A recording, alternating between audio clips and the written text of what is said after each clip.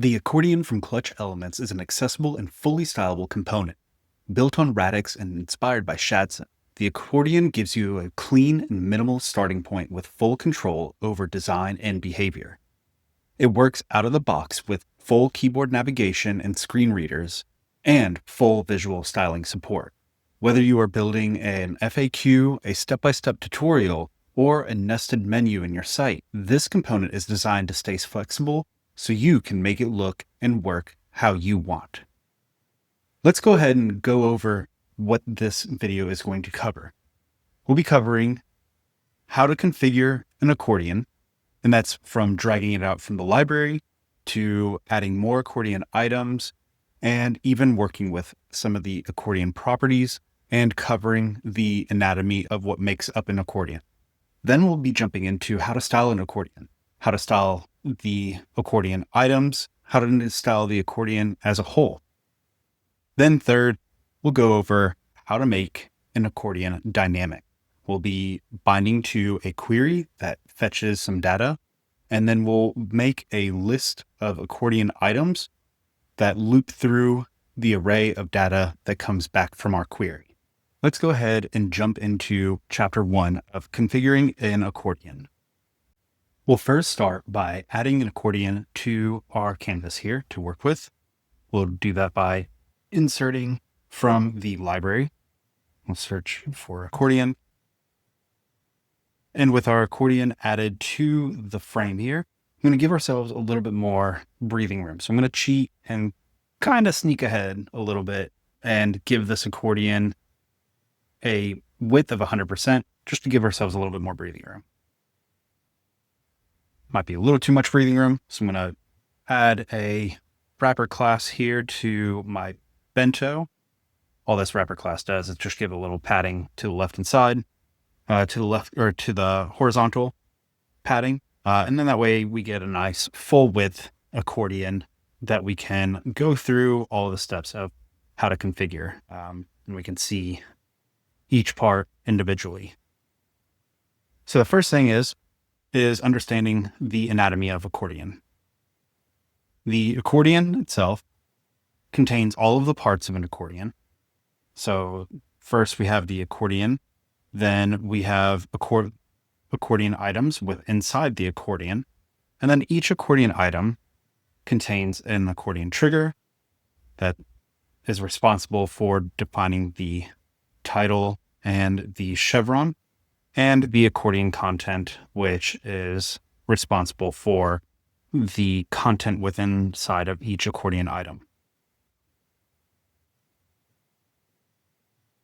As mentioned, each part of the accordion can be configured and be worked with in a numerous set of different ways. Let's start first with the overall accordion. So by default, all accordions that you insert from the library are set to a type of single. This determines on whether one or multiple accordion items can be opened at any given time. And the property collapsible, when set to single, lets the accordion know that it can close individual items whenever they're open. So we can open an item and then we can close an item all with one single click. If you prefer not to have that functionality, you can set it to false. And then when you go back to click an accordion, that accordion item no longer clicks to be closed. Accordions can also be set to the type of multiple. And then this gives you the ability to open multiple accordions at any given time. And when that property is set, I'm going to just drag this down. Again, give us a little more breathing room. When that property is set, by default, all accordion items work as if they have the collapsible property set on them. Each accordion can also be either disabled. So maybe you don't want the accordion to be clickable at all. You still want it to show. There's some reason that you want to do that. You have that property there. You also have the ability to set a value. So I'm going to set this back to single just for this example, but you can also work with the multiple type and set multiple different accordions open at any given time. We can also show that. So when we built this accordion, we provided some logic that automatically indexes each accordion item, starting with the number 0. So each item here, this would be 0, the next one would be 1, and then this one would be 2. So if we wanted to, on every time that the page loads, when a user visits a page, you could have an individual accordion set to be open by default. So we could set this to 1, and this should have the effect of making the second accordion item open anytime that the page loads. So here we see that the second item is the open accordion item. You can also do that same effect with setting it to multiple. And if we set 0, 2, we should have the first and last accordion items open. And just like that, that's working. As mentioned before, each item from the accordion item, or each accordion item is automatically indexed. And so all you have to do is be aware of each of the items that are, or how many items you have in your accordion. So if we add a fourth one, this is going to be index of 3, and we can add the 3, and the last one will be open. If you have more accordion items than you can accurately keep up with, or if you want to set up some way to do it dynamically, which we'll cover, binding data later on in this video, you could also individually go through each accordion item and set a unique value. So if you don't want to use our automatic indexing, you could use your own indexing solution, whatever that may be. And if we set the default value to Apple now and refresh, that first accordion item is open.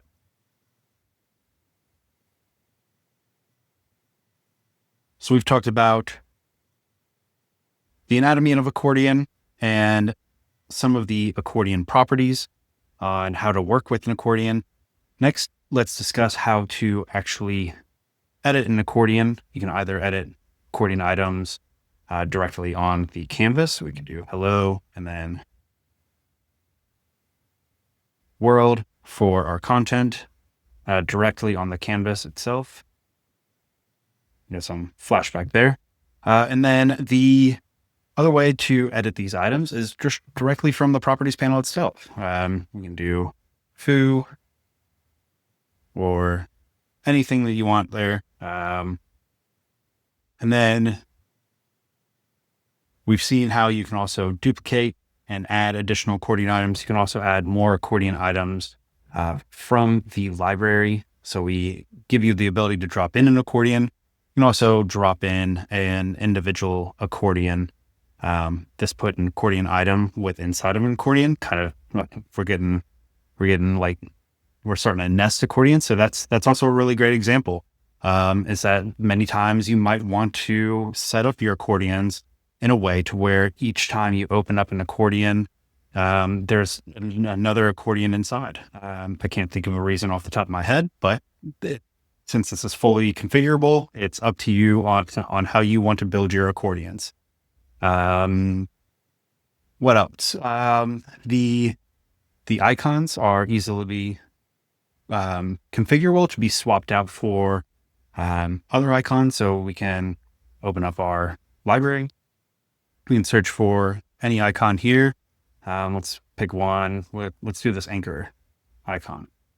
So now we have 2 icons on our single accordion here. We'll just remove the original one. And now we have an anchor icon.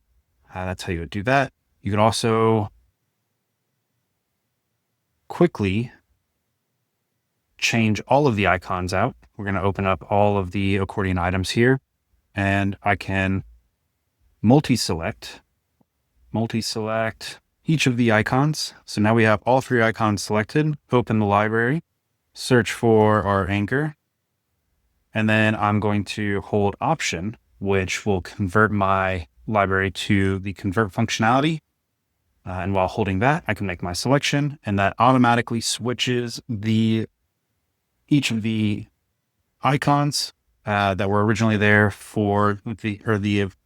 it automatically takes the chevron icon and converts it directly to this brand new anchor icon. You can also use that convert functionality in numerous other ways whenever working inside Clutch to swap out or change to convert one component to another very quickly. The other nice thing is that whenever you convert, you also don't lose any of the styles that you had set on the component as well. So here we kept the animated icon and rotate subclass that was tied here. We did in fact lose that animated icon and rotate subclass, so we can add that back very quickly by clicking in the classes window, add the animated icon and the subclass of rotate, which has a state on it that allows you to add a little rotate when the accordion is open. We'll cover that in the next chapter whenever we discuss styling. Finally, the last thing that I wanted to discuss before we move on is that, as mentioned before, since these components are all built on top of Radix, each component is fully keyboard navigable. We can move between each item with our arrow keys, hit enter, and open items. And I don't have a screen reader present, but if I did, we could also enact the screen reader to read through the content, and it would read also the semantic values of each item as well, which reminds me that by default, each accordion trigger, it does render an H3 heading, for each accordion item. This is just to provide some type of semantic meaning. By no means do you have to use a H3, and you could select more properties on your triggers. And this allows you to pick a different semantic meaning. Notice these are out of order.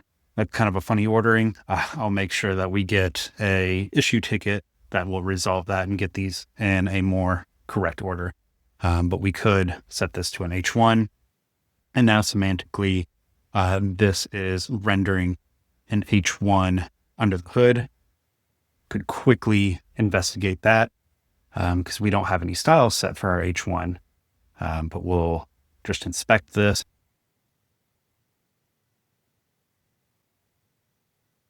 Give this a refresh. Oh, I completely forgot that it's not the text itself that is rendering the H1. It's the actual trigger. It's the actual trigger here. So the entire trigger is wrapped in an H1 tag. That's what gives it the semantic meaning. All right. So moving on, we have covered how to change icons. We've covered how to edit the title and the content, or the trigger in the content. We've talked about how to work with various properties. And I think we've now at a spot where we have an understanding of how to configure an accordion. Let's move on to styling an accordion. Again, as mentioned, every single part of an accordion is stylable. The accordion itself, the individual accordion items, the trigger, the content, and even down to the individual items that are within each. So like these components that are just primitives that are in the composition of our accordion are also fully stylable. So we can add, if we wanted to, we could duplicate this text. These are individually stylable. By default, it looks like we're setting a justify content between. We could set the justify content start here, and that moves everything to the left and make it left justified. I'm going to undo that And let's go through a couple examples of just modifying the accordion, like setting a background color. Setting a background color, and then we'll move into talking about the different states that an accordion exposes. So each accordion item exposes an open state, a closed state, and also a disabled state. And we'll discuss those whenever we get there. So let's first start by giving the accordion a border and border radius, and maybe applying a background color.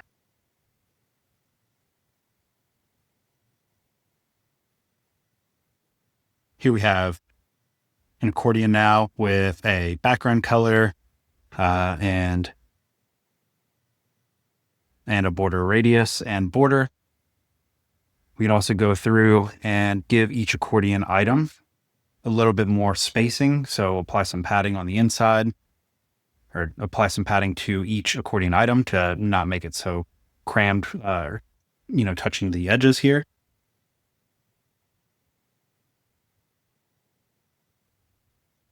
So now our accordion item has a little bit of padding.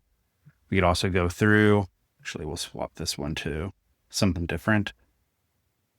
There we are.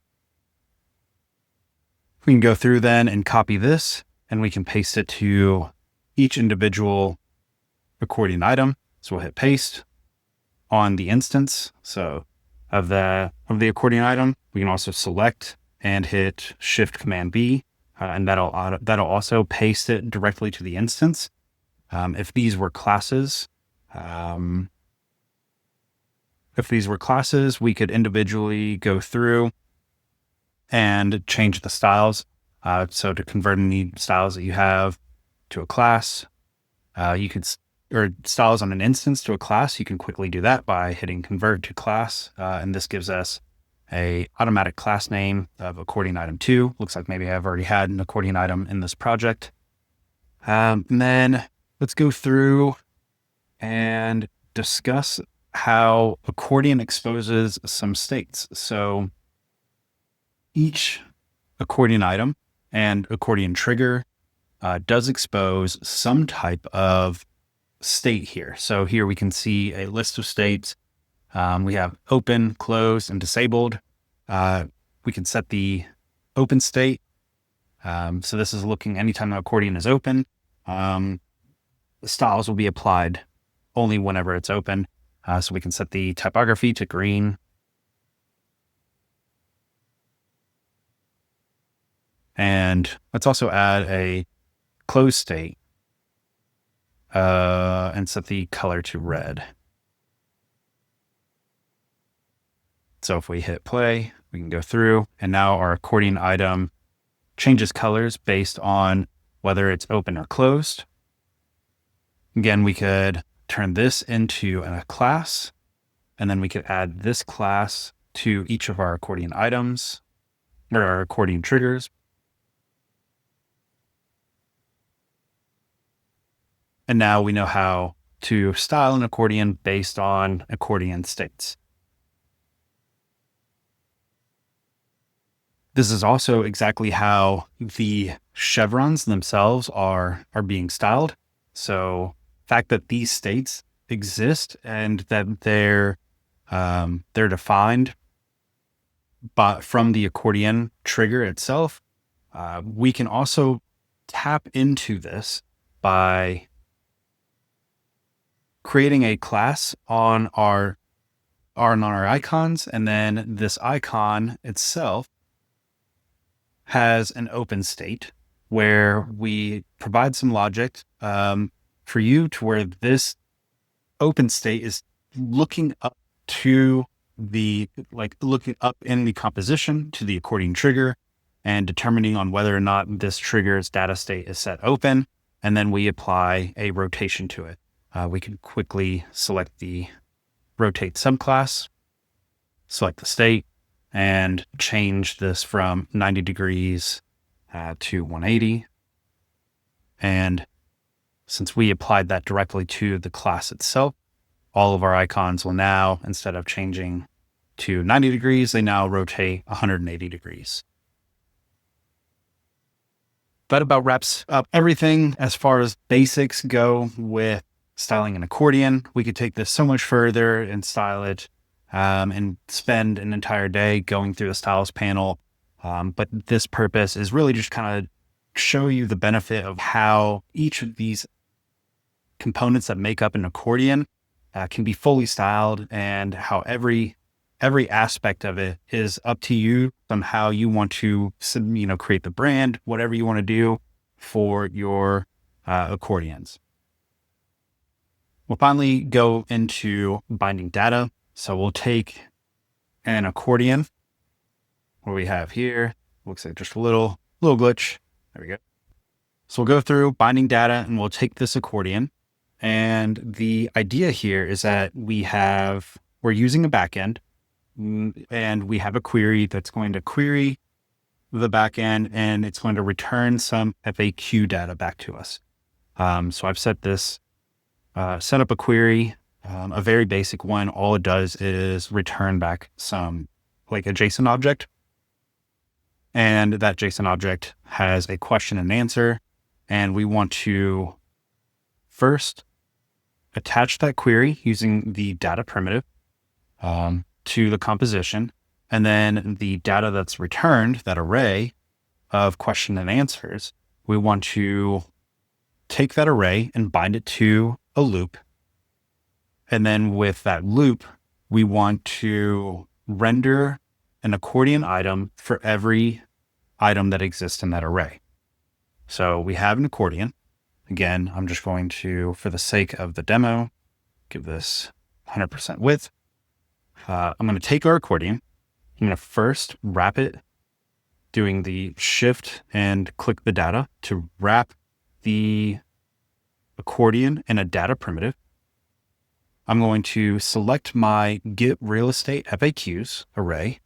And all this, again, is, imagine that this is pinging a database or fetching data from a database. It gives us a list of question and answers. And from there, we can take our accordion, and we no longer need 3 items in this accordion. We can select 2 of them and delete them, and then wrap a single accordion item in a loop. Then from the loop itself, bind it again to the data coming back from our get real estate FAQs query. And this will give us 4 items, as we see here. And then we can go through and bind each of our question and answers to the accordion item trigger and accordion item content. So select a question and select answer there. And got 2 down here. That's my bad. I accidentally duplicated a query earlier. I duplicated one of the question answers earlier. That's why we do have 4 items here. So since we have 4, let's go through and see how, now that this is dynamic, we have this duplicate mistake. Let's make this go in our favor and see how modifying the query also modifies the FAQ in real time. So I'm going to open up the code, and we'll go down to this last item, delete, and we'll save this file. And with that file saved, we can refresh our frame. And now we only have 3 items a part of our accordion. The other really cool thing that you can do with our accordion is that our accordion, along with other elements from the Clutch Elements library, is that similar to how we expose certain states based on accordion, like with the styling, where you can control the way something looks when an accordion item is open or closed, we also expose some actionable states and actions from the component too, meaning that our accordion exposes an action called set value. This allows you to take control of accordions, and you can control which accordion you want open based on the value that you pass to it. So let's just dive into an example here. Let's add, how do I want to do this? We'll wrap the accordion in a column. And then this way I can add a button, and we'll put the button above the accordion. Just rotate that around. There we go. And with this button being applied here, we can set the behavior of our button to that of button. We'll set an on click, and when we click new action, we can look for our accordion. We see this set value action that's being applied. And then all we have to do is pass in a value parameter. So if I wanted to be able to click this button and open up the first item in my accordion, I'll set that value to 0. And when I click, it'll open the first item within my accordion.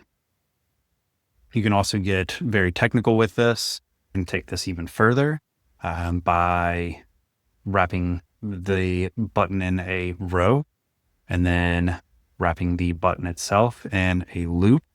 So we have our 3 items, again, binding to that array. And since each of our accordion items is indexed individually under the hood, starting from 0, we can use that to our benefit by making this row of buttons behave in a pretty fun way, in my opinion, where we'll change the value of the button text to the index, so we know which item that we are going to open.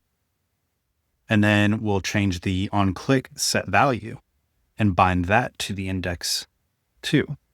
So this now allows us to control this accordion all from this row of buttons, completely separate from the accordion as well. I feel like you can't really get much more controls than that. From there, that covers everything about our accordion from Clutch Elements. We've learned how it's keyboard navigable. We've learned how to configure its properties, how you can work with each individual element and style it, including even some of the states that it contains, and also how to make accordions fully dynamic and bind to data, and how to work with data and loops with our accordion. Please leave a comment on this video, ask us any questions, and of course, jump into our Discord if you haven't and ask any questions there about this video and any other questions regarding our elements.